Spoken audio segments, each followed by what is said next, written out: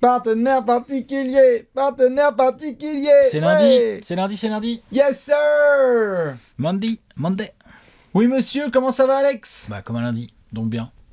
Logique. Ouais. Malgré, on se répète, mais malgré tout ce que peuvent en dire certaines personnes qu'on ne citera pas ici et qui osent critiquer encore, en 2022, ça critique encore le lundi. Quelle indignité. Je suis sûr que c'est des gens, ils sont là, et genre ouais, le dimanche c'est cool et tout. Arrêtez. Ouais, n'importe quoi. Arrêtez. Ouais. C'est lundi, le best day of the week, le meilleur jour de la semaine, et on est très content encore une fois d'être avec vous. Je me posais la question la dernière fois, tu te rends compte le nombre de rendez-vous le lundi midi avec les gens quand même, c'est fou. C'est fou, hein. Comme quoi, c'est le meilleur jour de la semaine. Putain. Il n'y a pas à tortiller. Il n'y a pas à tortiller du fion, exactement. Nous sommes là pour un épisode de Partenaire particulier. Vous êtes nombreux et nombreuses à nous envoyer vos avis, vos suggestions et vos commentaires sur ce petit concept. Ça fait plaisir.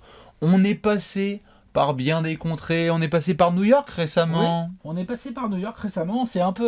On s'est attardé 2 épisodes dans la grosse pomme. Et aujourd'hui, on va parler d'un autre vainqueur. Voilà.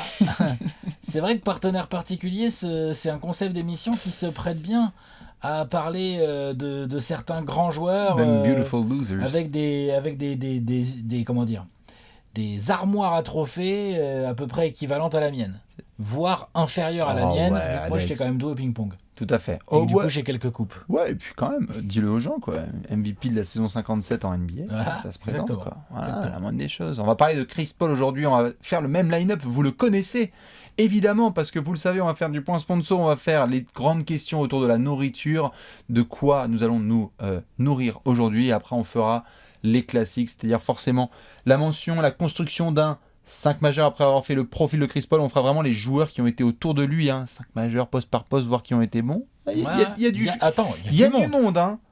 Genre, spoiler, par rapport à Pat Ewing, Chris Paul, il a été entouré. Quoi. On respire là, non? Il y avait des mecs qui savaient jouer au basket. On respire. Tu vois, genre, il y avait des mecs qui savaient poser un dribble. Mon Rames.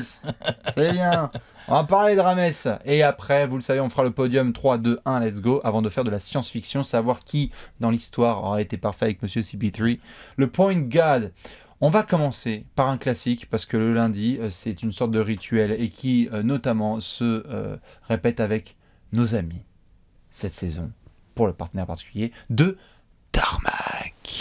La marque basket de Decathlon, oui, que vous connaissez évidemment maintenant. Qu'est-ce que tu nous as ramené? Ces dernières semaines, on avait le modèle jaune de l'édition limitée Lakers. Voici le modèle violet, puisque pourpre et or on avait. Donc là, on ça a peut le être pourpre. Suns un peu, ça. Hein, non. Ah non, absolument pas. C'est pas du tout le violet des Suns. non. Oh, regardez sa gueule. Faites replay, là, il y a 2 secondes. Regardez le changement de faciès. Alors, ça n'a rien à voir. C'est très Phoenix, ça. Non, pas du tout. Ça n'a rien à voir. C'est un violet un peu sympa, mais pas assez foncé. Un peu lâche. Pas assez foncé pour être celui de Phoenix. Non, clairement. Et puis ça manque de orange. Phoenix, c'est orange et violet. Là, on est en tout violet. Ceci dit, voilà, c'est le pendant, donc il paraît que ça peut se porter une jaune, une violet, c'est vrai ça? Bah tu peux, bien sûr. Ouais, tout à fait. Okay. Bah puis cyclable, comme ça tout le monde te remarque. Moi je vous conseille le tout jaune ou le tout violet, mais bon après chacun... Non, tu peux mixer. Ce qu'il veut. Comme Marion et B2K dans les années 2000, tu vois, tu faisais moite-moite, t'as Everson en blanc et Everson en noir. Ok. C'est la moindre des choses. Voilà, donc si vous voulez être à la mode de 2001, vous pouvez mixer. Si vous voulez être à la mode de 2022-23, suivez Alex. Vous avez ce violet ou ce jaune. Suivez Alex. Allez-y à fond. Alors, mais comme d'hab, c'est de la bonne cam, tout ça, c'est solide, c'est léger. Il y a les logos de votre franchise au talon, comme ça, puisque évidemment, Tarmac, la marque basket de Decathlon, a un partenariat avec la NBA. Quelle chance. Ouais. On arrive. Voilà, quoi. On arrive. Ouais. Non, oui, c'est vrai que vous les connaissez, ce sont des classiques, et ça fait longtemps qu'on bosse avec eux. Donc si vous êtes curieux, vous allez dans la Descro, il y a du bon matos, même allez-y si vous voulez pour Noël, matez ce qui se passe. J'imagine qu'il y aura des grosses collabs à venir. On continuera de Riot, en tout cas, tant qu'il n'y aura pas du Hawks et du Suns. Ah oui, non mais ça, de toute façon, tu verras que ce sera pas le même violet. Wow. Ça n'aura rien à voir au niveau du violet. Ah ouais? Ouais, non. Nope. C'est parce que je suis troublé par... Ah ça c'est C'est un logo très Suns, partenaire particulier. Ouais. Léon, c'est vrai qu'il est assez sunsifié. Si elle est assez sunsifiée. J'avoue. Je sens qu'il y a un parti pris très net autour de cette table, ça me plaît pas du tout cette histoire. J'avoue. Dans tous les cas, on va devoir enchaîner bien évidemment avec la présentation de Monsieur Chris Paul. Mais avant ça, je crois que en tant que lundi, nous devons nous demander qu'est-ce qu'on mange. Ah oui, qu'est-ce qu'on mange tout à fait le lundi, c'est très important. Quand même. Vu le temps, vu l'ambiance, je recommande le petit filet mignon qui marine avec ses petits légumes. Magnifique. Carottes, navets, pommes de terre. Tiens. Carottes, navets, pommes de terre. C'est bien ça, avec le filet mignon. Ça me paraît bien. C'est très un plat chaud, un plat bon. Avec un peu de sauce, une petite pointe de moutarde si vous le souhaitez. Et du skyr en dessert. Donc la moutarde, c'est pas facile à trouver en ce moment. Ah ouais, c'est compliqué. Il faut aller jusqu'à Dijon. Oh là là, la vache. Jusqu'où? Ici, là-bas. Donc filet mignon, filet mignon, légumes. Très bien, Léon, qu'est-ce qu'on mange? Un burger. Wouh! Ouais, j'ai faim, mais pas maison cette fois. Au McDo, quoi. Ah non, pas McDo. Whopper ou Unpopular Opinion. Un Ah oui. Giant. Ah oui, J'avoue, j'aime un pas. Giant. quoi, Donc, hein au McDo. Un Giant. Bah, c'est le McDo, Giant. Ben non. Non, c'est Quick. Pourquoi? C'est Quick. C'est pardon. Quick. Oui, bah excusez-moi. Si vous voulez- Tout le monde n'aime pas Quick et puis.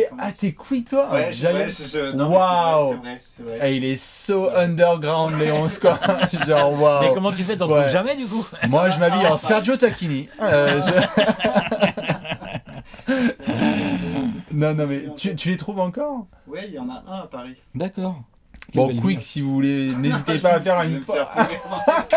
Tu vas te faire pourrir dans les commentaires. Mais Oui, n'hésitez pas, voilà. Si vous êtes Team Quick aussi. D'accord. Eh ben, quitte à aller dans ton sens, hein, il y a Flunch qui revient à fond en ce moment, donc n'hésitez pas, il y a de la Bah, grosse le collab. buffet petit pois à volonté. Ah bah oui, tout à fait. Et surtout l'extraordinaire gâteau au chocolat en dessert, un pari à volonté, on s'en met plein les dents. Hein. Ouais. Donc n'hésitez pas, si vous avez des choses à nous partager, à manger comme d'habitude, ça fait Qu'est-ce que plaisir. tu manges, toi, du coup? Moi je suis chez Flunch justement d'accord, aujourd'hui. ok. Ah oui, bah D'accord. non. Ah oui, quand même. Ah moi je fais la tournée des Ah, popotes. d'accord, ok. Il y a Quick et Flunch. Ah bah oui. On est pas mal avec mon petit filet mignon, je Ah pense. oui, je pense que Je pense, hein.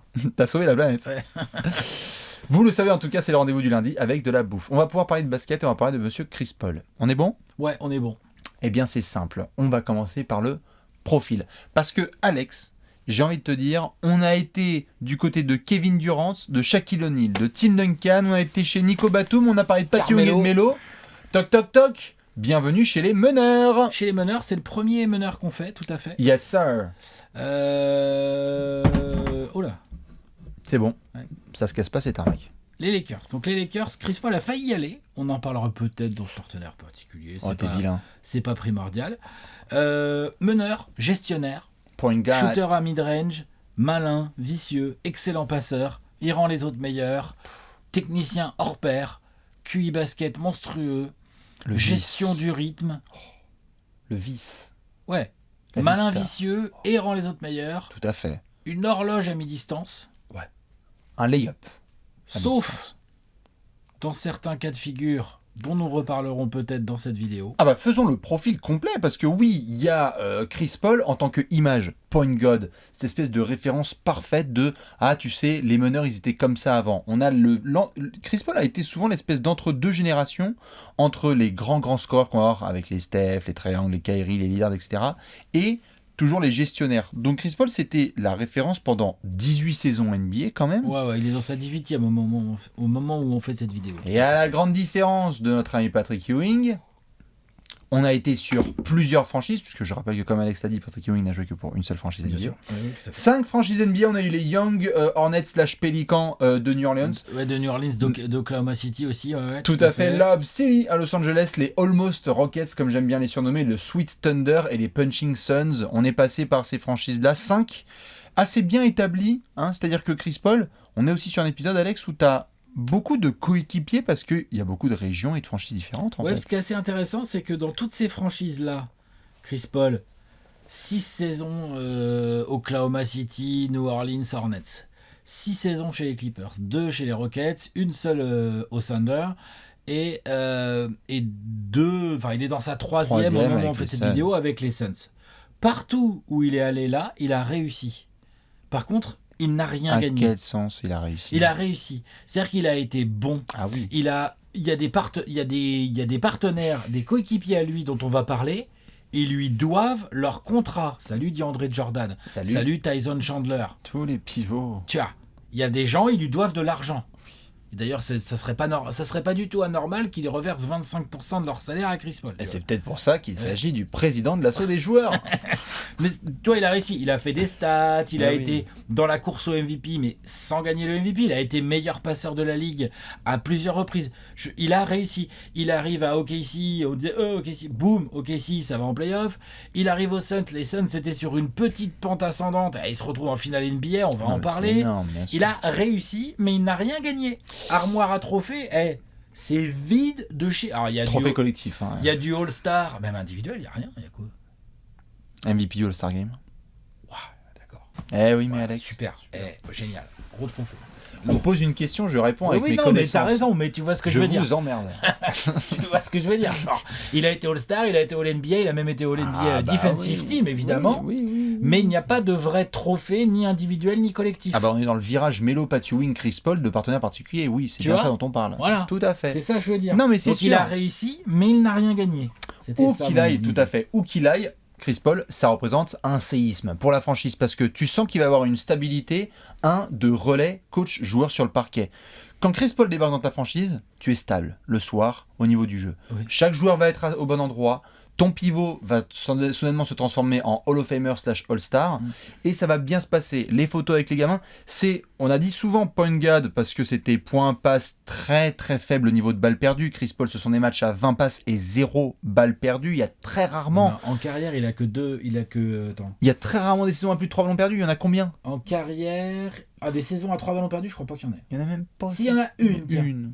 Mais c'est une où il a mis 23 points, 11 passes. Ah oui, non, mais on va y venir après la question des primes. Donc voilà. Mais où qu'il aille, tu as eu des chamboulements. C'est-à-dire qu'il est arrivé en tant que drafté, 2004, alors que la hype était autour des Dwight Howard et des Emeka Okafor. On se disait ce qui allait se passer. Chris Paul débarque et dit attendez, mais c'est moi, notamment la ref. C'est draft 2004 ou 2005, pardon 2005, excuse-moi. 4e.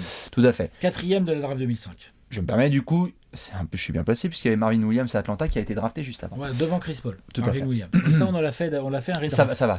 On a fait, il me semble là. Ça va, c'est bon. Il me semble qu'on a fait un redraft. Je sais plus. Mais voilà. J'en souffre encore. Mais Chris Paul débarque au début des années, à la moitié des années 2000, et New Orleans devient très très vite une place forte. Je veux dire, Chris Paul, sa 3e saison, il est 2e du classement MVP. Oui. C'est énorme. Il est derrière Kobe en 2008. Ouais, il est très fort. Il est meilleur passeur, là, 2 saisons, 3 saisons, 4 saisons, 5 saisons, il a été meilleur passeur de la Ligue en tout, dans sa carrière. C'est la hype, tout à fait, c'est la hype avec tous ces garçons dont on va parler après. Lob City, tu as le mot est devenu quand même... l'expression est devenue mythique dans l'histoire de la NBA. Certes, pas de victoire, pas de aujourd'hui, de le champion. Le plus bel des Clippers, c'est Chris Paul à la main. C'est vrai ou pas? Bon, ils sont allés en finale de conf, là... Avec un attendant de voir à aujourd'hui, les plus belles heures des Clippers. C'est avec Reggie Jackson. Voilà. Ou John Wall. Tout à fait. On attend de voir ce qui va se passer avec Kawhi Leonard s'il rejoue au basket. Ouf. Ouh là là. Mais après, tu as eu du changement parce que tu es passé par Houston. Ou en fait, à Houston, pareil, on s'est dit, on va voir. Mais donc, à chaque arrivée de Chris Paul dans une nouvelle franchise, tu as un gros coup de tampon. Lorsqu'il y a eu, Alex, le transfert et qu'on a vu Chris Paul débarquer justement à Phoenix, on s'est dit quand même, c'est sismique. C'est un joueur all-time. On l'a classé dans le top 50. C'est un top 75, Chris Paul. Ou pas loin, quoi. Pas loin du top 50, mais c'est un top 75. Oui, 75, oui, mais pas loin du top 50. Pas loin du top 50. Et surtout, ce qui est intéressant, c'est qu'il y a pas mal de gens. Donc, il y a les pivots qui lui doivent de l'argent et qui lui doivent leur contrat, voire parfois ils lui doivent des All-Stars. Des coachs. Il y a des coachs qui lui doivent beaucoup. Et il y a des coéquipiers d'un niveau énorme dont on va parler, individuel je parle, dont on va parler dans cette vidéo, qui ont fait leurs meilleurs résultats collectifs, comme par hasard, il y avait Chris Paul à côté. Alors, ils n'ont rien gagné, Chris Paul, l'armoire à trophée est vide, mais...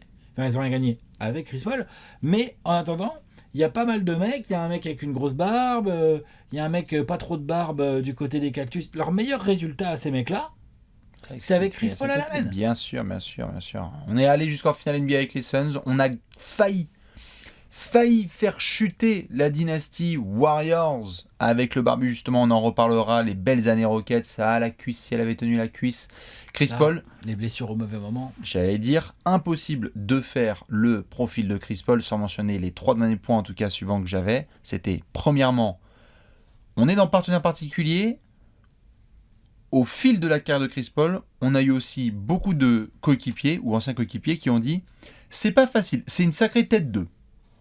Ah, il a eu des 2-3 fois. Ouh. Il y a eu de la rumeur, genre notamment côté Los Angeles, quand il est parti de Los Angeles, ou après quand il est parti de Houston, il y a eu de la rumeur sur la gestion, enfin les coéquipiers, la façon dont ils percevaient Chris Paul dans le vestiaire, c'est pas toujours rose. Hein, c'est pas toujours rose. Sorti le coup du tunnel. Le coup du tunnel. Sorti des Rockets, donc justement avec James Harden, on s'est dit. Il a fait joue bien Westbrook. Tout à fait. Et ça a souvent suivi Chris Paul. On s'est dit genre tiens, même cet été, que se passe-t-il au niveau de DeAndre Ayton, Monty Williams, etc. C'est marrant. Soit c'est la faute de tout le monde, soit ça suit le même joueur. Ouais, quand même. C'est vrai. Donc impossible de faire ce profil sans mettre. J'avais noté, tu vois, le côté un peu espiègle. C'est un point guard indéniable, un des meilleurs de l'histoire. Mais attention aussi à ce que c'est comme partenaire particulier, quoi. Pas facile de jouer avec Chris Paul. Facile techniquement, mais pas facile moralement, quoi. Peut-être, et puis aussi ça dénote quelque chose de plus global par rapport au fait qu'il n'y ait pas de trophée et tout. Il y a un côté de choc aussi. Ah bah c'est assez comment dire, paradoxal. Il y a un côté clutch et il y a un côté de choc. On en parlait là avec Léon juste avant de tourner. En saison régulière, il y a des matchs de Chris Paul, il te met la franchise, il te met la région sur le dos. Le mec, il peut te gérer les 4e quarts à la suite comme ça, comme un roi. Il te dissèque, un chirurgien. Et par contre, au moment où ça compte vraiment, waouh. Et tu lui mets pas de Connaughton sur lui, il n'y a plus personne. Ouais, il y a une petite disparition. Et pas ou quand il faut gagner un Game 7 à la maison. Ouf. Hein? Aïe. Voilà. Aïe. Donc. Bon, il l'a fait contre les Spurs, allez.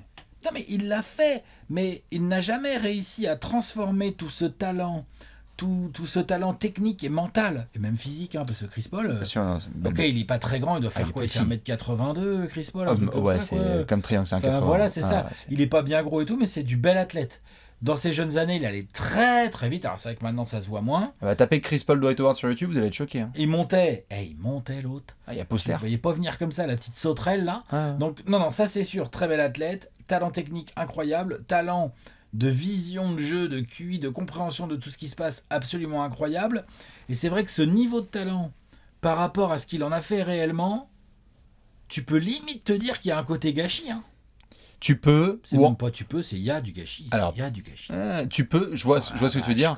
Moi, je pense qu'il y a eu surtout erreur sur la personne, et ça arrive dans l'histoire de la NBA, d'avoir un joueur hyper talentueux, on en croise plein, et on se dit, est-ce que c'est vraiment un numéro 1 ? Et c'est ça aussi, là, ce que j'avais noté pour le profil de Chris Paul, c'est que on se rend compte, au fur et à mesure que la carrière avance, que Chris Paul en option numéro 1, en leader de ta franchise, c'est peut-être pas idéal. Peut-être que là où il faut aller le plus loin, c'est quand c'est le excellent bras droit d'un franchise player. Les Rockets, c'est ce qu'ils ont essayé de faire avec Harden. Les Suns, c'est ce qu'ils ont fait. Les Suns, c'est ce qu'ils font. Et donc voilà ce qui se passe. Ils sont allés en finale, mine de rien. Ouais. Mais donc quand tu le fous en front avec les Clippers ou avec les Pels ou avec le Thunder, c'est compliqué, quoi. C'est vrai. Donc voilà, 18e saison, il y a un gros paquet de matchs, il y a 1100 ou 1200 matchs quasiment. Donc il a croisé beaucoup de monde. Beaucoup de bons joueurs. Un des rares joueurs en activité que j'ai vraiment envie de voir avec une bague avant qu'il retire ses pompes. Putain, donner une bague. C'est le joueur que tu as le plus envie de voir avec une bague ou il y en aurait... Russ. Ah, Russ, ouais. Obligé, Russ. Et Harden et compagnie. Hein, lequel des deux est le mieux placé aujourd'hui pour toi? Ah bah attends, toi t'es dans la bonne franchise. Ouf, oui, mais bon... Ça peut aller vite. Tu sais que... Mais Cricri, il y a un espèce de... va-t-il y arriver au finish? Est-ce qu'il va David Robinson, tu vois? Est-ce qu'il va galérer, il aura dominé, etc. Et après, c'est à l'aide d'une très belle structure et d'un monstre grand temps, hein. qu'il va partir à la... 8 ans, hein, Cricri, il aura cette année. Hein. Mais c'est pour ça, la David Robinson, genre, allez, merci, bonne dernière finale, je fais un dernier punch et après je prends ma retraite, quoi. En tout cas, si les Suns ont l'opportunité de refaire une belle campagne de play-off, faut y aller là. C'est maintenant. Hein. Tant qu'ils croisent pas Luka Doncic, comme on dit. Voilà. Surtout Spencer Dinwiddie. Spencer Dinwiddie, ouais, tout à fait. Et Davis Bertans, je t'en parle même pas. Maxi Kleber, à l'enfer. Oh la vache, l'enfer. Je te pose une dernière question. Vas-y. Parce que c'est juste avant le 5 majeur. J'ai essayé d'intégrer ça dans les dernières émissions. C'est quoi l'année de prime de Chris Paul ? 2008-2009. Individuellement, c'est indéniable. Par là, quoi. 2007-2008, 2008-2009. Balance les stats à l'audience. Chris Paul est dans sa 3e saison NBA, c'est... 3e saison NBA, c'est 2007-2008. C'est la première fois qu'il est All-Star. Il a que 22 ans. Il est à 21 points, 11 passes et demi, quasiment 3 interceptions. Et il perd que 2,5 ballons. Il est monté jusqu'à 25 points de moyenne, non ? La saison d'après, il est à 23 points de moyenne. C'est son maximum. Ok. Pour 3 pertes de balles, mais aussi pour 11 passes, presque 6 rebonds et 3 interceptions. Voilà, attention, c'est extrêmement sale. Et là, il enchaîne toute une période. Mais ce sont ces 2 saisons là que je viens de citer les plus prolifiques en points. Après, il y a toute une période où il est entre 18, 19, 20 points avec la dizaine de passes, quoi. Je te suis sur l'individuel, c'est au bout de sa 3e saison qu'on voit prime Chris Paul. Par contre, 2014-2015 Clippers, les pourcentages sont merveilleux, le niveau de gestion est total et les Clippers font peut-être l'un des meilleurs bilans de leur histoire de leur franchise. Ils ont 56 victoires, si je dis pas de bêtises. Oui, celle-là, elle est très belle aussi. Et quand tu es à 80 matchs, en étant le meneur en 19 points, quoi, si tu as les stats sous les yeux là, de la 2014-2015 19 points, 10 passes, 48% au tir, 40% de loin. Et 90% lancé. Et 90% au lancer. Il est quasi en 50-40-90 en 19-10. 50-40-90. Qu'il n'a jamais atteint. Non, mais... Il n'en est pas passé loin avec les Suns. Là où il en est passé le plus près, c'est sa première saison avec les Suns. Ah bah là. Il est à 49,9 au tir, Ah bah. 39,5 de loin et 94 de haut lancer. Ça, c'est du bon choc de Chris Paul, tu vois, voilà. 49-9. Il a très très bien réussi sa saison, il n'a rien gagné. Qu'est-ce que c'est moche. Bon, on est en tout cas entre 2008 et 2015 au niveau des années de prime. À vous de choisir ce que vous préférez entre prime Chris Paul de Los Angeles ou prime Chris Paul des je veux dire, Pels. là, ça fait un moment. Ah oui. Là, ça baisse. Bah, il y a de la blessure. Là, ça baisse. Il y a de la blessure, mais quand il est là et qu'il joue, il y a 1, 2... Attends. C'est le patron. 2, 3, 4, 5, 6, ah bah lui et LeBron sur le banana boat, ça dure. Hein. Il y a 11 saisons de suite où, grosso merdo, il est en 18-20 points et 10 passes. La bouée... LeBron et CP3, ça fait 15 ans qu'ils font la bouée, ouais. Ça tient. Ah oui. La vache. Oui. C'est qu'à part, t'allais dire à part, hein. Bah, qui c'est qui a fait ça en meneur 20 points 10 passes comme ça pendant aussi longtemps Stockton, il scorait pas autant. Laisse le dégarni d'Atlanta débarquer dans les mentions, tu vas voir. Ouais, il essaiera de suivre un autre chemin au niveau du palmarès. Parce que là, putain. Ne fais pas comme CP3 ou CP3 comme on aime le dire. Tu es prêt ? Ouais, je suis prêt. On va pouvoir enchaîner évidemment sur la séquence suivante. La section, c'est celle du 5 majeur. Dans cette section, c'est simple. On a donc Chris Paul qu'on va mettre à la main. Je crois qu'on va le mettre à la main. Je pense, ouais. Et autour de ça, on va devoir faire des mentions poste par poste. Arrière, ailier fort et pivot. Peut-être quelques meneurs d'ailleurs qui pourront être ajoutés par la suite. Mais on peut démarrer par le poste d'arrière si tu veux. Poste d'arrière, il a croisé beaucoup de monde. C'est peut-être le poste auquel il a croisé les joueurs les plus talentueux. Tout à fait. Quand tu fais la liste, il y a des arrières de ouf. Hein. Des arrières de ouf, comme d'habitude, j'en balance et ensuite on va pouvoir débattre en détail. Shai Gilgeous-Alexander, James Harden, Willie Green, J.J. Redick, Jamal Crawford, Austin Rivers, Devin Booker, Mo Peterson, Eric Gordon, Joe Johnson, Bobby Jackson, Marco Bellinelli et le triangle doré, J.R. Smith, Len Stevenson et Nick Young. Et voilà, je crois que tu allais les oublier, dis donc. Ah non. Nick Young, je l'ai mis à l'aile, moi. Mais oui, il marche bien à l'arrière aussi. Hein. L'aile de l'avion ou l'aile sur le terrain ? Non, mais il marche bien aussi, Nick Young. Nick Young, il pouvait tout faire, de toute façon. Il pouvait tout faire. C'est bien, c'est une belle liste. De qui t'as envie de parler ? On peut commencer par... Moi, j'ai envie de parler de Shai Gilgeous-Alexander. J'allais parler de Shai. Parce que je pense que Chris Paul a été une seule saison. Hein. Ils ont été une seule saison ensemble. Mais je pense que Chris Paul a été un joueur très important pour Shai Gilgeous-Alexander. Clairement. Je pense que dans le développement de Shai Gilgeous-Alexander en tant que jeune joueur, le fait d'avoir passé une saison aux côtés de Chris Paul, de découvrir un peu la gagne, gagner des matchs en régulière, aller faire un tour de play-off à côté d'un vétéran comme ça, je pense que ça a été une expérience absolument incroyable. C'est énorme, il en a reparlé par la suite. Ouais, clairement. Là où tu vois, bon, bien évidemment, Harden n'était pas du tout un jeune joueur quand Chris Paul est arrivé chez lui. Booker était jeune, mais était déjà il avait déjà, je crois qu'il a été All-Star juste au moins l'année juste avant que Chris Paul arrive. Booker, tu vois, donc C'était déjà un niveau. Je trouve que Shai Gilgeous, il y a eu un gros cap de passé. On l'a vu sous Chris Paul, entre guillemets. Ouais, c'est vrai que c'était obligé de mentionner SGA. Hein, quand on voit le Shai Gilgeous-Alexander de 2022-2023, cette sérénité, il a toujours eu les capacités athlétiques, techniques et cette belle lecture du jeu, mais quand t'as un Chris Paul pendant un an qui est à tes côtés comme ça, que tu passes par la bulle et tout d'Orlando. T'as raison, c'est vraiment je pense que Shai Gilgeous-Alexander reviendra par la suite en disant ça a été un élément fort Tournant dans ma jeune carrière d'avoir un mec aussi référencé à mes côtés, dans mon vestiaire, en déplacement, qui me dit c'est pas comme ça, c'est comme ça que ça se passe. Ouais, exactement. Et puis qui gère le jeu pour lui. Du coup, Shai Gilgeous, c'est pas qu'il peut pas, hein, mais avoir un meneur gestionnaire comme Chris Paul, ça lui a permis de se concentrer sur tout un tas d'autres tâches et tout. Bien sûr. Très, très intéressant de voir l'évolution de SGA à côté de Chris Paul.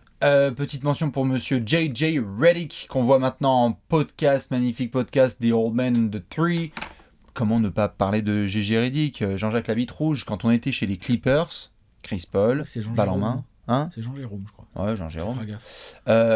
Chris Paul qui dribble, sortie d'écran de JJ Redick derrière un écran de DeAndre Jordan ou Blake Griffin, les pieds dans le bitume, catch and shoot, merci, le doigt qui est pointé, merci pour l'assist. Ça, c'est clair. Combien ont pris cher de la part de Chris Paul et JJ Redick ? C'était un orchestre de délivrer la balle pile là où il faut pour un catch and shooter légendaire. Avec le jeu sans ballon de Redick, la vision de Chris Paul, le timing des passes et tout, non, c'est clair que ça fonctionnait très très bien cette affaire. Et ils ont beaucoup joué ensemble.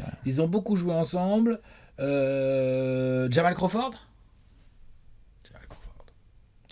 et Chris Paul. Donc, pour le coup, il y a des matchs ensemble, il y a peut-être un peu moins de minutes parce que c'est vrai que Jamal était beaucoup 6e homme. Oui.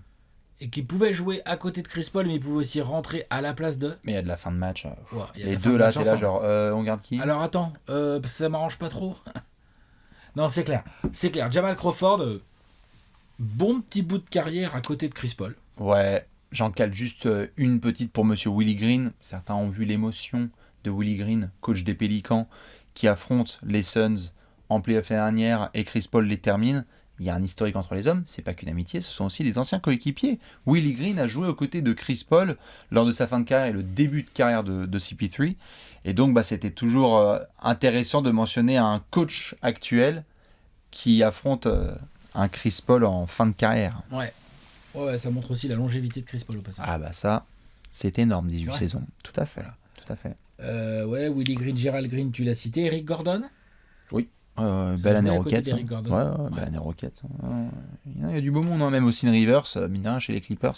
Pareil, Austin Rivers a beaucoup parlé de l'impact que pouvait avoir CP3 sur un début de carrière pas facile et le rôle de mentor et de leadership qu'a pu avoir CP3 sur un gars comme ça. Parce que Austin jouait sous son père, comme on dit. Je regarde ce que j'ai mis. Comme joueur ? Ouais. Bah vas-y, les gars. Bah si, j'ai mis James Harden. Ouais, pareil. Normal. Bah oui. Logique. Il n'y a que Booker qui peut un peu concurrencer, mais Chris Paul a joué avec un Harden Prime de chez Prime. James Harden et Chris Paul, est-ce que c'est... Non, je garderai la question pour tout à l'heure. Ouais, vas-y, garde la question. Chris Paul et James Harden, on a... Là, je peux avoir un sentiment de non accompli. Parce que quand Chris Paul débarque à Houston, c'est Mike D'Antoni Basketball, ça va le faire. On a enfin de l'aide pour James Harden qui tire la langue depuis quelques playoffs parce qu'il n'y a pas d'alternative playmaking. Eric Gordon, c'est catch and drive and shoot et c'est basta. Chris Paul va pouvoir apporter son mi-distance. Chris Paul et Clint Capella, on va en reparler après. On a vraiment une association qui démarre bien en fait entre les deux. C'était létal. Moi j'adorais Chris Paul, James Harden. On les oublie trop, bordel. Ça démarre trop bien. Première saison Chris Paul, 65 victoires. James Harden MVP. James Harden, il est en... C'est la saison 2017-18. Il est en 30 points, 5 rebonds, 9 passes, à côté de Chris Paul. La saison d'après, 36 points. C'est-à-dire que Chris Paul a trouvé le moyen de jouer et de bien jouer et d'impacter le jeu à côté d'un mec qui mange du ballon, et c'est normal, attention, hein, et qui fait des stats complètement all-time. La deuxième saison de James Harden à côté de Chris Paul, c'est 36 points. Presque, qu'est-ce que je dis, pas de bêtises, mais 6 lancés par match et quasiment 8 passes. Ouais, combien de lancés déjà en moyenne par match ? 11. 10, ça 11. Ça va. Ça va, hein. Ça va. Hein. Non, mais les gros scoreurs, c'est ce qu'ils ont. Donc, Chris Paul n'a pas nui au développement. Tu sais, il y a des gens, quand Chris Paul est arrivé, ils disent c'est compliqué de les faire coexister. Non, ils ont absolument bien coexisté. Pendant que Harden est MVP, Chris Paul il est en 18 points, 8 passes. Il n'y a pas de souci. C'est Apex Mike D'Antoni Basketball. Ouais. Il est passé par Steve Nash, il est passé par Jeremy Lin. Là, on a Harden et Chris Paul. Tu peux pas demander meilleur playmaker pour Mike D'Antoni. C'est parfait. Ils sont injouables, ces Rockets. Avec des shooters dans les coins, des mecs dont on va reparler. Il y a Eric Gordon d'ailleurs, dont on vient de parler. Bien sûr, Eric Gordon est là en backup pour aider. Il a été 6e précédemment. Donc non, c'est énorme, mais je peux. Capella dans la raquette, on va en reparler, mais lui aussi c'est pareil, son contrat. Le banquier de la Suisse, tu vois. Je pense qu'il est bien content aussi. Hein. Mais. Putain de fin de série face aux Warriors. On a fait une enquête entière. Fuck Scott Foster. Fuck aussi le choke de Chris Paul et des Rockets qui donc envoient 8000 tirs à 3 points. 27 0 tirs sur, 0 sur 8000, c'est ça 0 sur 27 à 3 points. Peut-être que si Chris Paul avait été sur le terrain.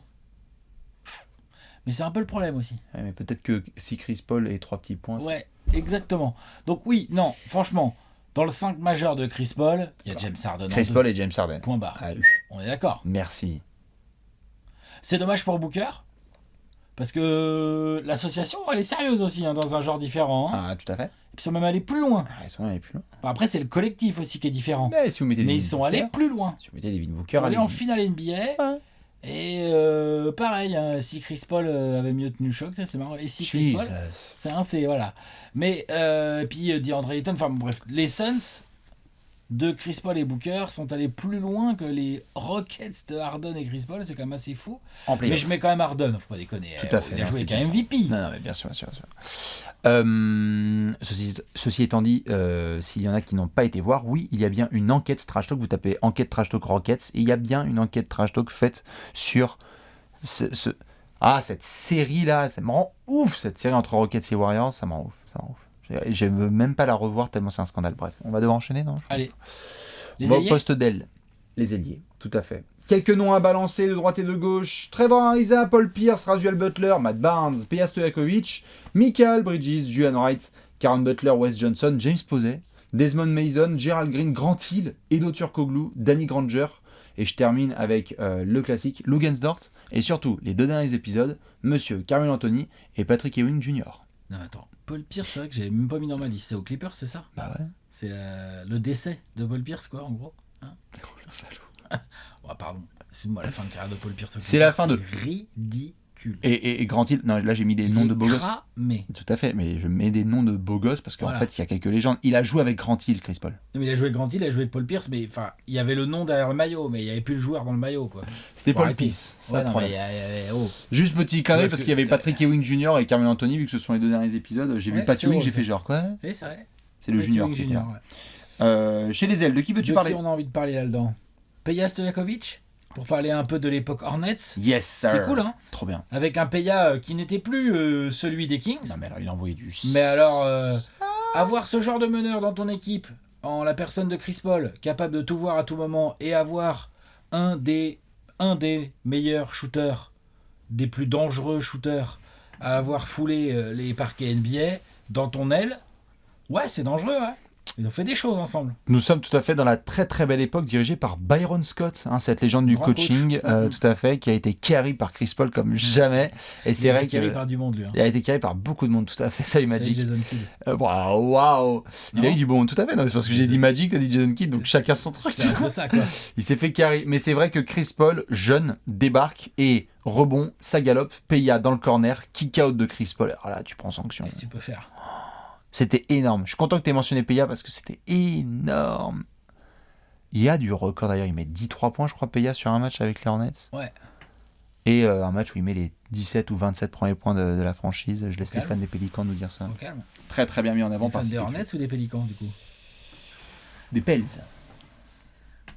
T'es sûr ? Je suis pas sûr, moi. J'aurais dit Hornets. Ils étaient relous la NBA à cette époque. Ouais, c'est pas grave.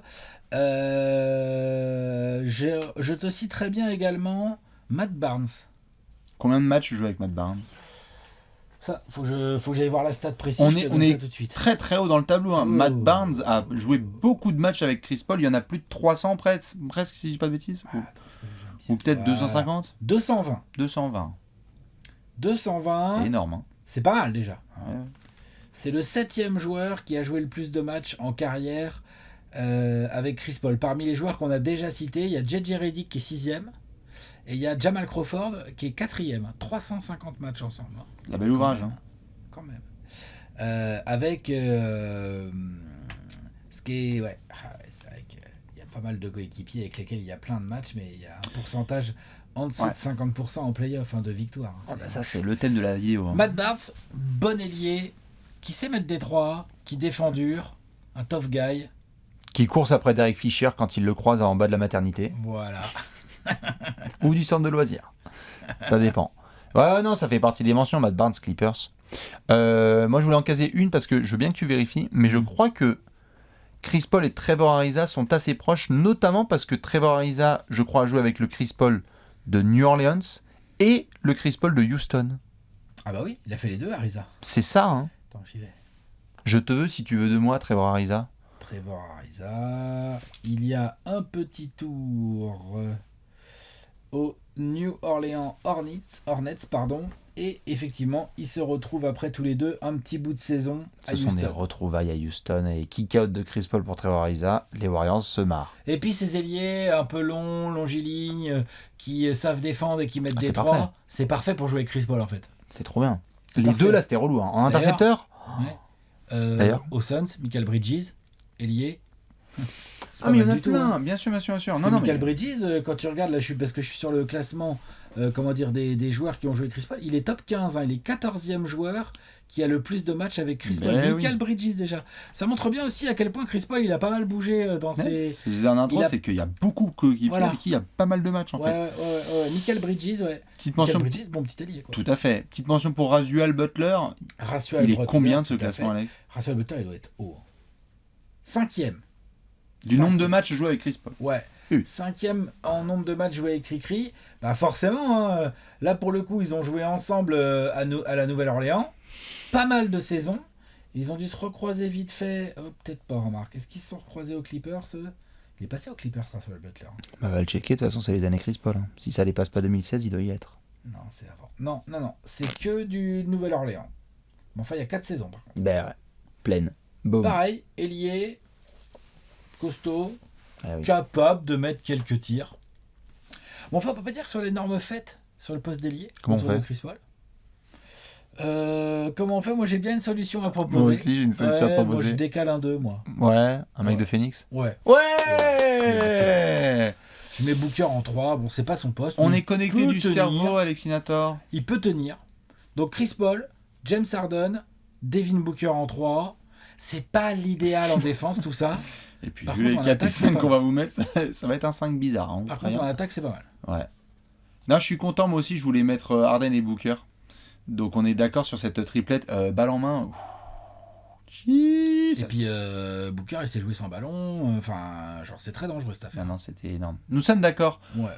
Il est fort. On va pouvoir passer au l'effort. Juste avant, puisque tu parlais de Devin Booker tout à l'heure, parce que c'est une évidence par rapport à notre choix, mais toi aussi, tu le voulais dans ton 5, parce qu'il n'y avait vraiment pas beaucoup d'ailiers de qualité, et que quand même, on aime bien Harden, ok, ils ont été super loin, 65 matchs et tout, mais le mec avec qui il allait en finale, c'est Devin fucking Booker, quoi. C'est Armani. Puis il y a des moments de play-off, il y a des moments où il fallait sortir le gros mental et se faire un peu violence. Parmi tous les coéquipiers que Chris Paul a pu croiser, sur ce plan-là, le Booker, il a montré des ressources, malgré son jeune âge, il a montré des ressources. Je sais pas trop quels autres coéquipiers de Chris Paul ont montré ça à côté de lui. Hein. Je suis d'accord. Donc c'est sérieux, ça mérite son 5 majeur. On va passer aux ailiers forts. Jay Crowder. Il y a du beau monde. Jay Crowder, David West, PJ Tucker, Blake Griffin, Luke Mbamute, Glenn Davis, Brandon Bass. Glenn Davis, mais oui, il était lié fort. Jason Smith, tu peux le mettre. Jason Smith, j'aimais bien Jason Smith. Incroyable. Ouais. Lamar Odom, ouais. Ryan Anderson, Kenan Martin, Cam Johnson évidemment, et pour finir un trio de légendes, Danilo Gallinari, Antawn Jamison et Josh Smith. Kenan Martin. Ouais, Kenan Martin. Sérieux? Clippers. Ah oui, ouais, c'est pareil, le cadavre. T'aimes bien les cadavres. Mais je suis... Alors, les années Doc Rivers et Clippers, j'aime bien des... En fait, c'est parce que... Doc Rivers, c'est comme le champion pour fumer les fins de carrière de mecs de légende. Oh, bah alors là... T'es une légende, toi? Tiens, mets-toi sur le banc pour voir. Tiens. Un contrat garanti. Bouffon. Il y a. Hein, Paul Pierce. Hein, non, tu vas pas jouer.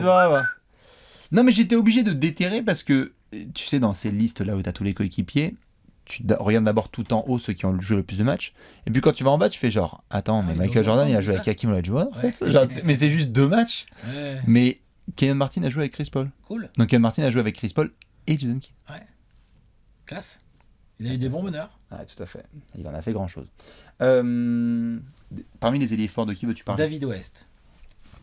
David West, deuxième joueur ayant joué le plus de matchs avec Chris Paul dans la carrière de Chris Paul. Ils sont à presque 400 matchs ensemble. C'est bien évidemment l'époque Nouvelle-Orléans. On parlera certainement du pivot aussi qui a été dans ce coin-là à cette période. Mais le pick and roll, pick and pop, Chris Paul, David West, en termes de sérieux, de discipline, de côté de ses droits carrés qui rigolent pas, c'est très millimétré. Ah oui. David West, tu lui dis tu te mettras bien là juste à 5 cm, tu sais, à gauche de la ligne de lancer, puis comme ça tu pourras mettre ton petit shoot. Il y est. Eh oui. À l'instant T, il y est. Ah, c'était un cauchemar. Hein. Ouais. C'était un cauchemar. Tough guy aussi, hein, l'ami David West. Ah oui, bah les Pacers s'en souviennent. Hein, bonne tête de con qui rigole pas. La caution sérieuse des Pacers. Ouais. Musculeux, gros écran.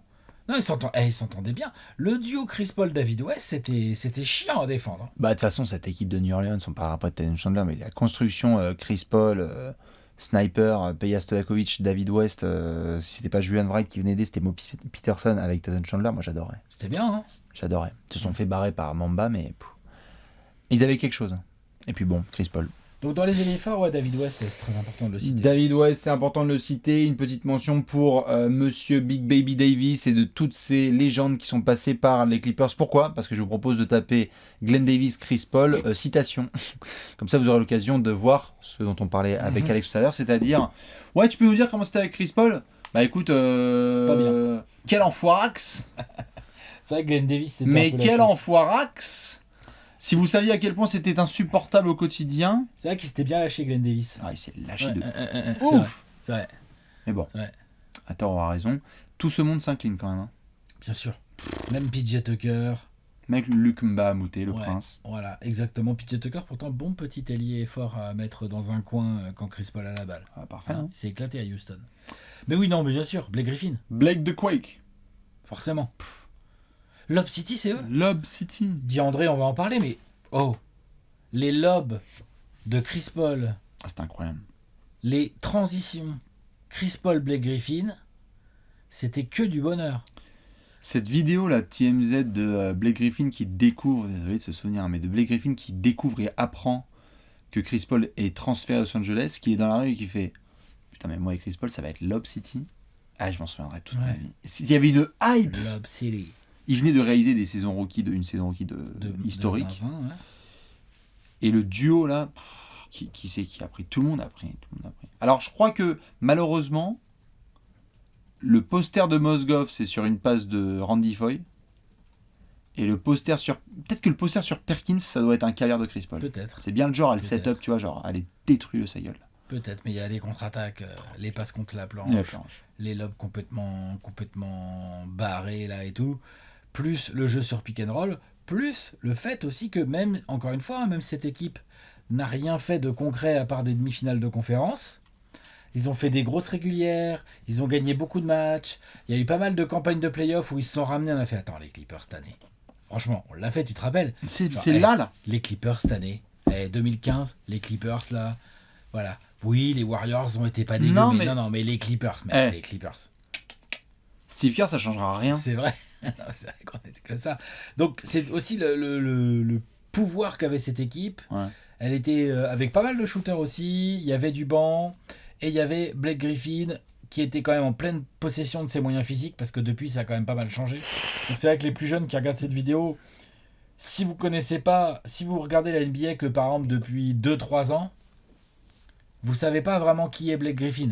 Donc allez checker, parce qu'effectivement, Blake Griffin, il y a encore pas si longtemps que ça, malheureusement, tout va très vite en NBA, mais il y a pas si longtemps que ça, il y a moins de 10 ans. Il y a 8 ans, Blake Griffin, c'était un autre homme, un autre athlète. Même il y a 4 ans à Détroit. Il y a 5 ans, ouais, c'est vrai, c'est clair. 4 ans à Détroit, c'est un All-Star indiscutable. Et Blake est je vais vérifier. Je crois que Blake avec Chris Paul est un podium candidat MVP sur une saison. Possible. Avec l'année où Joachim Noah est top 5 et tout. Enfin, c'était quand la NBA était dans sa matrice, quoi. Les deux étaient vachement complémentaires. Je pense que si on revoit aujourd'hui Chris Paul qui croise Blake Griffin, ça fait une émotion un peu particulière à l'image. S'ils sont à l'échauffement et qu'ils se checkent, on va être là genre, damn. Ouais, il y a un truc. Il y a un truc, hein. Ouais, il y a un truc. C'est Blake, l'ailier fort titulaire. Oui. De toute façon, honnêtement, même intrinsèquement, il y a David West qui rigole un peu, mais c'est tout. Sinon, les autres sont moins forts. Attention, poste de pivot. Il y a de la concu. Oui, il y a de la concu parce qu'ils ont tous eu leur contrat là. DeAndre Jordan, Clint Capella, Tyson Chandler, DeAndre Ayton, Emeka Okafor, Ryan Hollins, Néné, Javel McGee, Ronny Turiaf, Steven Adams. Steven Adams, tout à fait. Ouais. T'en as d'autres des pivots comme ça? Bismack, non? Bismack, oui, si. Ouais, il a joué avec, tout à fait. Bismack. Javel McGee, tu l'as dit? Oui, tu l'as dit. Je pense que tu as bien fait le tour, je suis en train juste vite fait de le faire. Il y aura du pivot abusé. C'est qui le pivot remplaçant de DeAndre Jordan du coup? Brandon Bass, c'est un pivot, Brandon Bass, vraiment? Limite plus dans les ailiers forts. Bouge pas. Tu regardes? Oh, tu regardes? Oui, j'y suis, vas-y. En attendant, Tyson Chandler, pivot donc à la Nouvelle-Orléans, donc avec David West dans la raquette, Chris Paul à la baguette. DeAndre Jordan, pivot à côté de Blake Griffin, où il me semble bien, si je dis pas de bêtises, qu'ils ont été All-Star en même temps tous les trois. La saison 2015-16 ou 2016-17. Je sais plus, je vais regarder tout de suite. Hop. Je regarde, mais il me semble, tu vois, ça c'est quand même assez fort. C'est bon, c'est Ryan Hollins. C'est Doc Rivers qui gère. Ryan Hollins. Mais bien sûr, Ryan Hollins. Quelle indignité. Donc là, hop. La saison 2016-2017. Hop. Ou Diamond Stone, aussi pour ceux qui veulent les classiques. Taillé dans la range. La 16-17, Blake n'est pas All-Star, trop blessé. Non, c'est marrant ça. Je m'en rappelais plus de ça. Ou Cole Aldridge, tiens, si tu veux. Chris Paul, si tu veux. La saison 16-17, le seul All-Star des Clippers, c'est DeAndre Jordan. C'est quoi ces conneries? Oui. Oui. Oui. Moi, je croyais qu'ils étaient tous les trois All-Star, mais non, en fait, je m'étais décalé d'une saison. D'accord. Donc en 2016-2017, DeAndre Jordan est All-Star. Donc c'est pareil, si vous suivez la NBA que depuis 2-3 ans, oui, DeAndre Jordan a été All-Star. Ah bah, il est All-Star, c'est dans son palmarès. Hein. Il tournait, il envoyait 12-13 points avec 15 rebonds, 2 comptes. Tu vois, il y avait un côté force dominante, athlétique dans la raquette et tout, lui aussi pour ramasser les lobes. Brandon Knight, c'est Chris Paul qui l'a fait la passe, non? Ou pas? Ah oui. Oui. Parce que ça, c'est quand même un des grands assassinats de ces dernières années. De cette dernière décennie même. Taper DeAndre Jordan, Brandon Knight. Ouais. Le chevalier. Ah, le chevalier. Ouais, c'est Chris Paul. Ah bah. Donc. À poil Legolas. Est-ce qu'on peut dire que Chris Paul lui a donné sa sélection All-Star et lui a donné son contrat? Enfin, ses contrats. Il lui a donné sa carrière. Ouais. Je suis assez d'accord. No disrespect, et je pourrais même la faire en anglais si je croisais DeAndre Jordan. Il est lycéen et c'est un freak athlétique total. C'est un freak athlétique total. Je me souviens quand DeAndre Jordan est arrivé en NBA. Parce que c'était le circuit justement des lycéens qui peuvent essayer de cartonner et qui vont essayer de se faire un bout de carrière. Au début, ça marche pas. Mais après, c'est Chris Paul, les gars, à la main. C'est-à-dire que pour poser des écrans, être mobile et monter jusqu'au plafond, pendant plusieurs années, personne ne sautait aussi haut que DeAndre Jordan. Ouais. Donc il suffisait de mettre la balle un petit peu en l'air et ça allait. Mais il y a eu il y a eu des dingueries. Il y a eu des dingueries. Les deux, ils ont fait des posters. Moi, j'avais peur du matos. J'avais peur des arceaux. Donc voilà, il y a DeAndre Jordan dans les clients. Il y a Tyson Chandler dans les clients. Ouais. C'est vrai ou pas? C'est vrai, ça. Il y a DeAndre Ayton dans les clients. Ah bah DeAndre Ayton, là c'est la CAF. Hein. Là, on y va, on récupère. On y va. T'es pivot? Et DeAndre Ayton, à la différence de Tyson Chandler, DeAndre Jordan ou par exemple Clint Capella, par exemple. Il arrive avec des mains quand même. Exactement. DeAndre Ayton peut vivre avec un meneur moins bon. Oui. Il peut scorer avec un meneur assez lambda. En pick and pop, le pick and pop basique, avec un meneur lambda qui sait faire une passe à peu près sortie d'écran. DeAndre Ayton peut foutre des points, ce qui n'est pas le cas de DeAndre Jordan, Ce qui n'est pas le cas de Tyson Chandler. On va pas se raconter. Et Capella, franchement, à plus d'1 mètre du cercle, il est inoffensif. Compliqué. Donc, c'est un poil différent. Par contre, ce qui est intéressant, c'est que l'arrivée de Chris Paul a clairement beaucoup aidé DeAndre Ayton à passer des caps offensifs dans le jeu, dans ses déplacements et tout. C'est vrai, c'est incontestable. Et même en défense, je pense que Chris Paul a fait du bien aussi à DeAndre Ayton. Ah oui, pour le... Tu vois ? Bien sûr, bien sûr. Le côté vénère, quoi. Tout à fait. Si Ronnie Turiaf passe par cette vidéo, évidemment, hâte d'avoir son avis de ce que ça donne d'être coéquipier de Chris Paul, parce que je crois qu'il n'y a pas beaucoup de Français qui ont joué avec Chris Paul. Ronnie en fait partie. T'as mis qui en pivot ? J'ai mis DeAndre Jordan. Bah moi aussi. Ah, ok. Ah ouais ? Bah, il y a quoi hésiter, hein ? Ah non. Si. Non. Si. C'est assez représentatif de la carrière de Chris Paul. Voilà, exactement. C'est aussi pour ça que je l'ai mis. Puis c'est Lob City. Lob City, pour moi, c'est Griffin, mais tout de suite après, il y a DeAndre Jordan, quand même. Ah bah oui. Quand même. Ouais. Déjà rien que pour le Brandon Knight, et puis pour d'autres comme ça, d'autres actions comme ça qui nous restent vachement en tête. C'est les épopées Clippers, quoi. Il y a un moment, on en revient limite à la question la plus importante, c'est quand on discute avec les 11 de savoir ce qu'on va mettre comme joueur là en miniature. Le premier maillot qui devient à l'esprit de Chris Paul, c'est quoi ? Toi, c'est Suns ? Moi, c'est Clippers. Non, c'est Clippers. C'est Clippers. Ah ouais, non, c'est pas Suns. Ah non. C'est pour ça qu'ils vont aussi bien ensemble. Les Clippers et Chris Paul vont vachement bien ensemble. Oui. C'est vraiment de la choke à tous les Clippers, sens. DeAndre Jordan, tout ça, ça va très très bien avec Chris formidable. Paul. Ouais. Ce qui pourrait finir sa carrière au Knicks, par exemple. Ou au Knicks, ça pourrait être pas mal. Tu vois, en meneur backup, en meneur vétéran backup. Ouais. J'ai mis en tout cas DeAndre Jordan parce que j'ai rarement vu un joueur être autant exposé au fait que ça va pas s'il n'a pas un bon meneur et qui est devenu une espèce de... Mais il est olympien, DeAndre Jordan. Non, il est olympien, il est all-star à côté de Chris Paul, c'est le seul des pivots. Et puis il est meilleur rebondeur pas mal d'années de suite. Hein. Non, mais DeAndre Jordan, il doit s'occuper de toute la famille de Chris Paul pendant 3 générations. Bien sûr. Après ce qu'il lui a fait. Bien sûr, voilà. Donc Chris Paul à la main, à côté de James Harden sur le backcourt. On glisse un petit Booker, et puis on met un Blake et un DeAndre. On est donc d'accord. Hein. On a le même 5 majeur. Eh ben ça tombe bien. Léonce, voici le visuel et incroyable mais vrai, nous sommes d'accord sur l'ensemble du 5 majeur. Dites-nous, vous, si vous avez un autre 5 majeur, t'aurais fait quoi comme modification potentiellement ? C'est-à-dire ? Si t'avais pas ce 5-là, quel aurait été le petit changement à faire ? Je pense que tu peux te faire une petite folie et te dire mon pivot c'est David West, pour avoir un truc un peu plus technique. Tu peux te dire je mets pas Booker, je mets genre Stojakovic dans l'aile, j'avais pensé à un vrai ailier shooter. Pourquoi pas ? Ce genre de choses. Bien sûr. Avant de passer au top 3 qu'on va faire rapidos évidemment avec les tablettes, juste une mention pour quelques meneurs qui ont joué aux côtés de Chris Paul. Je voulais juste en caser une pour Eric Bledsoe, très bon backup. Dennis Schroeder, quand ils ont fait la triangulation Schroeder, SGA et Chris Paul. Cameron Payne. Darren Collison, Jared Jack, Raymond Felton, Speedy Claxton et Chauncey Billups. Voilà. Tu cites pas Cameron Payne ? Si, je l'ai dit. Cité, pardon, excuse-moi. Autant pour moi. Non, bah là, c'est très limite. C'est limite le meilleur meneur avec lequel il a joué. Maintenant, ce qui va se passer, c'est qu'on va faire un top 3. Allez. Parce que je crois qu'on va devoir dire qui est le meilleur coéquipier de la carrière de Monsieur CP3, le point guard. Ça commence donc avec le numéro 3, pendant que le backflip est totalement géré. En 3e place, Alex. Est-ce que ça va être un full d'accord ? Il y a moyen. Hein. Ah, t'as l'air d'écrire aussi long que moi. Eh ben non. J'ai mis Booker en 3 mois et Bastien il a mis Blake Griffin. Ouais. Ok. Très bien. Tu as Blake sur ton podium ? Ouais. D'accord. Ok. Je pense que dans le genre arrière scoreur pur, porteur de balle mais pas trop. Je me demande si c'est pas limite le joueur le plus complémentaire du backcourt que Chris Paul ait eu, Devin Booker. Yep.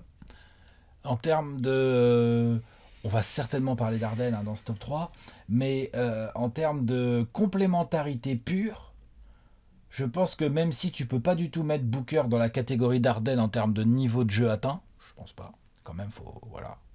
Hein. Par contre, en termes de complémentarité avec un mec comme Chris Paul, je pense qu'on n'est pas loin de la perfection. Ouais. Très compliqué à jouer les deux pépères. Je suis d'accord.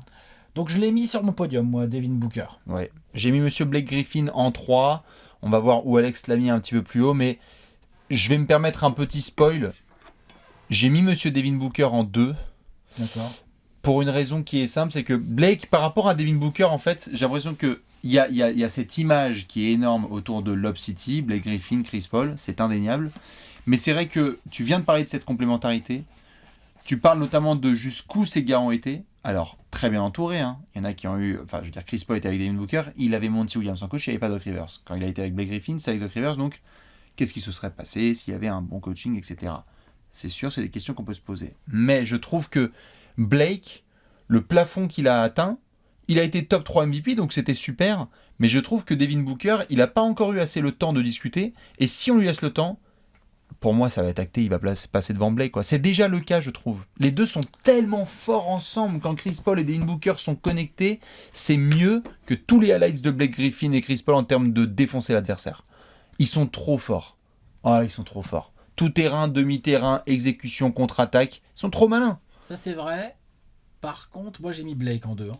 Ok. Par contre, je vais le mettre sur ma tablette, là. Ah bah, Par contre, Blake... tu vois, autant Booker est complémentaire évidemment de Chris Paul en termes de back courte, autant Blake c'est un intérieur. C'est un mec qui roule. Il a su, Blake, faire évoluer son jeu, porter la balle, être dans la création, bien sûr. Mais c'est un poseur d'écran qui roule ou qui pop. Et j'avais besoin de le mettre devant Booker pour ça, parce que je trouve que quand même, on va en parler peut-être quand on fera notre expérimentation de science-fiction de le joueur all-time avec lequel il pourrait avoir. Je trouve que un one-two punch avec Chris Paul qui joue avec un intérieur un peu complet en attaque, c'est un peu la solution létale, quoi. C'est un peu la solution finale. On va peut-être se retrouver dans ce genre de truc. Tu vois ? Peut-être. Voilà. Oh. Ça veut dire qu'on est d'accord en 1 ? Randle ? Non. Ça veut dire, Alex, qu'on est d'accord en 1 ? Oui. Oh bah oui. Il a joué à côté d'un MVP quand même. Hein. Pardon. La barbe de Houston. On a fait quelques joueurs. Claire. Hein, ces derniers temps. Ils n'ont pas joué avec des MVP, je crois. Non. Je crois qu'on n'avait pas de MVP sur notre podium. Non. Chris Paul, il va aller au Hall of Fame. T'es d'accord ? Oui. T'es d'accord ? Oui, James Harden va aller au Hall of Fame. Voilà. First ballot. Est-ce que Booker va être Hall of Famer ? À voir. Et Blake. Est-ce que Blake va être Hall of Famer ? Ils ont des... À voir. Ils ont des dossiers tout à fait sympathiques. Blake, je sais pas, il a un dossier qui est en train de se finir, donc on verra ce qu'ils en font. Oui. Booker, il a encore le temps de rajouter des choses dans son dossier. C'est ça. Mais Harden, c'est sûr. Je peux pas m'empêcher d'avoir après, ce... Il y a des gens qui pensent qu'Harden n'est pas Hall of Famer. Non. Stop là. Allez-y, avec le hashtag, il n'y a pas de débat, on fait du plaisir. Là, c'est la haine. C'est de la haine pure. Voilà. James Harden, en 1. Je peux pas m'empêcher d'avoir un regret. On va investir dans la tablette, là. Ouais. Parce que là, c'est... Ça commence à faire... Je peux pas m'empêcher d'avoir des regrets quand je pense à Harden et Chris Paul. Tu parlais de regrets un peu de gâchis, putain. Autant le reste, tu sais quoi, Clippers, Thunder, vas-y, envoyez-le même chez les Metropolitans, il n'y a pas de problème. Ils y étaient, putain. Ils y étaient. Ils ont failli réussir un truc extraordinaire de faire chuter les Warriors. Cette série, elle est droit dans les yeux de Golden State. Le niveau de jeu de Houston, bien sûr. Ils étaient vraiment à 3 fois rien d'y arriver. Ils avaient une puissance offensive et une capacité à lutter contre le small ball des Warriors qui était magnifique. Et je trouve que quand Chris Paul et Harden étaient vraiment cliqués, vraiment connectés, on parlait de la perfection avec Devin Booker, mais avec Harden, il y avait un petit plus, c'était que ils savaient tous les deux qu'ils étaient techniquement meilleurs que tous les autres et qu'ils pouvaient se dire on est les meilleurs arrières et meneurs de la planète basket, ce qui est rarissime, tu vois. Booker, on est encore dans des discussions de savoir s'il y a d'autres arrières qui sont devant lui, etc. Quand Harden et Chris Paul étaient ensemble, on se disait putain, ils ont les meilleurs 1 et 2 de la planète basket. Ils avaient un côté un peu arrogant que je trouvais génial, où ils disaient ouais, on va à ton tour. Ouais, je suis un peu. Ouais. Oh, vas-y à toi. Et en fait, ils te lâchaient un carton de zinzin. Mais oui, arrogant. Bien sûr. Mais qu'est-ce qu'ils étaient forts, bordel. Et Harden à ce moment-là, c'était le prime Harden. C'est ce qui fait que d'ailleurs que Houston a voulu faire ce trade-là et que Daryl Morey s'est dit on va mettre tous les jetons sur la table, on va tenter d'avoir un autre ball handler, un des meilleurs de l'histoire de l'humanité, aux côtés de James Harden. Je pense qu'on regarde totalement les choses différemment s'il n'y a pas ce foutu match 7, quoi. À domicile, pendant que Chris Paul regarde en Starco. fait chier. Oui. Je peux pas m'empêcher. Et c'est pas contre les Warriors, hein, mais il y a un truc qui m'a déçu profondément à ce moment-là. Les Rockets ? Oui, puis tu sais, ouais. Mais tu sais, les semaines d'après, je crois que c'est là qu'on a vu la prolongation de Chris Paul à genre 140 millions, 160 millions. On s'est rien, on a fait wow, what the fuck. Donc du coup, Ariza est parti à Sacramento. Tu sais, ça a été une espèce de... ça a été un imbroglio total. Hein. Ouais. Ça c'est sûr. D'ailleurs, la saison d'après, ils font de beaucoup moins bons résultats et après ça part. D'Anthony, ça dégage et tout ça. Ouais, et Chris Paul aussi. Et Chris Paul aussi. Mais ça reste Harden, parce qu'il a eu Prime Harden. Donc Booker et Griffin et Harden au-dessus. Voilà le top 3. Et quand on voit... Alex... C'est pas tout mal. Non, mais c'est énorme, bien sûr. Mais... C'est mieux que Melo ou Ewing. Un paquet de mecs qu'on a fait, bien sûr. Mais quand on voit les décisions qui ont été prises, et notamment le fait que Harden aille à Philly, on va toucher du bois et on espère le meilleur dans la vie pour les Sixers.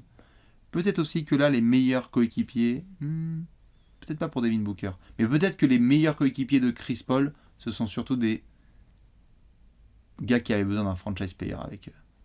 C'est-à-dire que James Harden, franchise player, level MVP, mais on a eu le même dossier sur les playoffs et des situations de choc.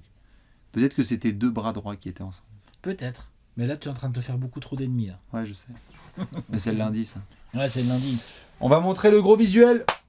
Léonce, voici donc le top 3 des coéquipiers de monsieur Chris Paul. Nous sommes d'accord, la barbe. James Harden, c'est le meilleur coéquipier de la carrière de Chris Paul. No debate. En attendant de voir ce que Devin Booker pourrait donner. Parce que s'il y a une bagousse qui tombe, attention. Hein. Ah ouais, c'est clair. Je te le souhaite. Hein. C'est vrai que ça pourrait être pas mal. C'est à vous que je prends. Je prends. D'ailleurs, les Suns, parce que là, Chris Paul est quand même pas dans son prime physique. Hein ouais. Fonctionne très bien sans lui. Moi, je suis chaud pour mettre Chris Paul au frigo jusqu'au playoff pour qu'il arrive complètement en forme. Hein. Oui. Mais bon, c'est une autre histoire, c'est une autre vidéo. C'est une histoire, c'est une autre vidéo. On vidéo. aura l'occasion d'en reparler. Lors de la sortie en demi-finale de conférence voilà. des Suns. On va terminer avec la section science-fiction. Ouais. Toute petite réflexion sur la question suivante. Vous prenez l'histoire de la NBA. Tous les joueurs, tous les basketteurs possibles et imaginables. Quel serait le coéquipier parfait pour Chris Paul? Alex, c'est qui ton joueur? Il me faut un winner. Un winner. T'es d'accord? Ouais. Il me faut un intérieur. Ouais, on est d'accord. Là, il y a un peu de choix quand même. Il y a quand même un peu de monde, non? Qu'est-ce qu'il y a? Je suis sûr qu'on est connecté sur cet épisode. C'est possible. Moi, j'ai pris Bill Russell. Ah non, tiens. Ouais. Ok, ouais. Bill Russell, parce que je pense que y a une complémentarité folle jusque dans ce qu'ils font sur le terrain. C'est-à-dire que Bill Russell a été un winner absolument incroyable, que du coup Chris Paul aurait pu être dans le sillage de sa mentalité, que l'apport technique de Chris Paul, que ce soit Chris Paul dans les années 60 ou Bill Russell dans l'époque de Chris Paul, je pense que ça fonctionne. Tout à fait. Quand tu vois ce qu'il a fait de DeAndre Jordan en attaque, je pense qu'avec Bill Russell, il y a moyen de faire des choses. Tu vois, on est d'accord ou pas? Chris Paul a fait les Twitter. Chris Paul a fait la carrière de Bill Russell. Il y en a qui ont comparé DeAndre Jordan à Bill Russell. Bastien, rigole pas. Il y en a qui défensivement ont comparé DeAndre Jordan à Bill Russell. C'était dans les médias, c'est pas moi. Hein. C'est pas. Bref. Donc je pense que c'est mieux. Plutôt que d'avoir DeAndre Jordan, je pense que ça aurait été aussi bien avec Bill Russell. Et là, je pense qu'il aurait des bagues. J'ai bien dit des bagues. Dans la même phrase, DeAndre Jordan et Bill Russell, je suis pas prêt. Un peu de respect. Je te la retrouve, hein, si tu veux. Je sais, c'est Doc. J'ai jamais vu ça depuis Bill Russell. Il est dit pas. Les conneries. Donc toi, t'as qui alors? Tim Duncan. Ah oui. Tim Duncan, Wake Forest, tout ça, la connexion et tout là. Ouais, j'avoue. Parce que tu parlais de leader, donc je me suis dit, à l'intérieur, qui puisse bien jouer avec. Moi, j'ai fantasmé. En même temps, Bill Russell, Tim Duncan, il y a beaucoup de points communs. Hein. Tout à fait. J'ai fantasmé Alex de Chris Paul à San Antonio. Et no disrespect envers Tony, parce que je sais qu'on va encore dire mais franchement, Chris Paul et Tim Duncan, mec. Avec Popovich en coach. Parce que c'est un level up en fait. J'adore Tony et tout, mais c'est un level up. La réalité, c'est que Chris Paul, c'est un level up de Tony en fait. Oui. Et donc, t'aurais mis les deux sur pick and roll. Mais tu veux faire quoi? Pick and pop, il y a eu des rumeurs à une époque où j'étais là, genre, wesh, les deux de Wake Forest, ils vont être là. Et on va le laisser se fracasser la gueule avec Doc Rivers et Blake Griffin. Alors que Chris Paul, tu l'aurais mis avec Tim Duncan, il aurait dit, gros, c'est comme ça que ça passe. Ils auraient le même vice. Et Popovich. Ils auraient le même vice. Ils auraient été intenables dans le Money Time. Ah non, franchement, moi j'ai fantasmé de montage avec le mode Chris Paul, le numéro 3 en blanc et noir. Hein. Je te jure, j'étais comme un zinzin. Quand il y a eu des semi-rumeurs, j'étais genre, allez-y, putain, on peut y arriver. Envoyez Patty Mills. Ah mais franchement, lâchez Gary Neal, j'en peux plus là, Danny Green. Franchement, Chris Paul il aurait été à San Antonio, la dynastie de Zinzin qu'il y aurait eu. Mais bon, bravo Tony. C'est pas le cas. Bravo Tony, bravo Manu. Dans tous les cas, Léon, c'est ton avis ou non? Pas particulièrement, jouer avec Chris Paul. Je pense à Tim Duncan, une franchise quand même qui le structure parce que il a l'air d'avoir des soucis quand même. Enfin, tu vois. Chris Paul, ouais. Sinon le Shaq. Ou alors avec Curry. Golden State, le duo. Comment tu fais ensemble? Du coup, c'est son backup. C'est son backup. C'est son remplaçant, quoi. Chris Paul, il fait bien jouer tout le monde, en fait. Oui, mais... Non, c'est vrai que ça aurait été énorme. Avec Steph en 2, en 9 gardes. En même temps, c'est drôle. Pour défendre, c'est pas pratique, mais oui, j'avoue. S'il joue comme ça avec Jordan Poole, il a pas tort, ça se trouve. J'avoue. À voir pour qu'il... Franchement... ça aurait été ouf. Ouais, ça aurait pu être bien. Sinon avec Melo. Sinon, avec Melo, ils ont tenu, non? Ils ont fait 30 matchs ensemble. Ouais, voilà, 30 matchs vite fait, quoi. Ça aurait été bien. Ouais. Entre losers. C'est beau. Dans tous les cas, dites-nous qui vous voyez en joueur de sci-fi, de science-fiction autour de Monsieur Chris Paul. Ce qui va se passer, c'est simple. C'est qu'on va vous faire plein de bisous. Ça y est, c'est terminé pour cet épisode de Partenaire particulier spécial Chris Paul. Envoyez dans les suggestions quels athlètes vous voulez qu'on traite. Ça y est, on va rentrer dans des joueurs encore plus légendaires. Ça va être incroyable. On se retrouve lundi prochain sur votre chaîne YouTube préférée. Des bisous. Ciao. Ciao.